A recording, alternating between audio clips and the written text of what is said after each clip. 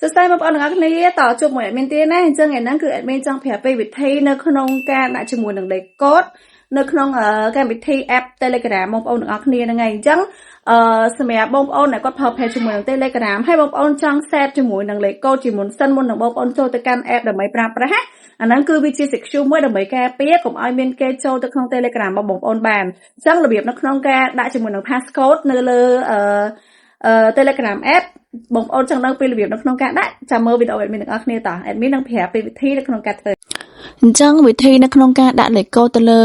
កម្មវិធី Telegram បងប្អូនដំបូងចូលមកក្នុង Telegram របស់បងប្អូនសិនមកបន្តមកទៀតបងប្អូនចូលអាកន្លែងសញ្ញាត្រី 3 នេះបងប្អូនធ្វើការចុចចូលទៅក្នុងនឹងហើយបងប្អូនចុចចូលទៅកាន់ពាក្យថា setting កន្លែងនេះមក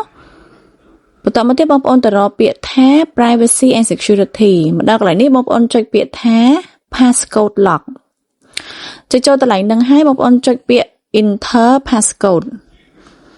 អូខេអញ្ចឹងបន្តមកកន្លែងនេះបងប្អូនអាច set ជាមួយនឹងលេខកូដបានចឹងខ្ញុំឧទាហរណ៍សិនណាសម្រាប់លេខកូដនេះបងប្អូនហ្នឹងហើយបងប្អូនចង់ដាក់លេខប៉ុន្មានដាក់ទៅអូខេពេលដាក់លេខកូដប៉ុណ្្នឹងហើយគឺចប់ហើយបងប្អូន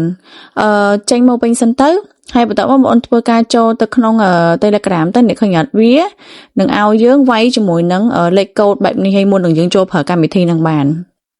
អូខេអញ្ចឹងខ្ញុំគិតថាកន្លែងនេះវាជួយបងប្អូនដែរអញ្ចឹងណាយើងអាចដាក់លេខកូដបានកុំឲ្យគេចូល Telegram របស់យើងហើយបើចង់ដោះចូលមកកន្លែង setting នឹងទៅដែរ passcode lock នឹងដែរហើយវាយជាមួយនឹងលេខកូដដែលយើង set ហ្នឹងហើយចុចថា turn passcode ហ្នឹងមកតែប៉ុណ្្នឹងដោះបានហើយបងប្អូនហើយ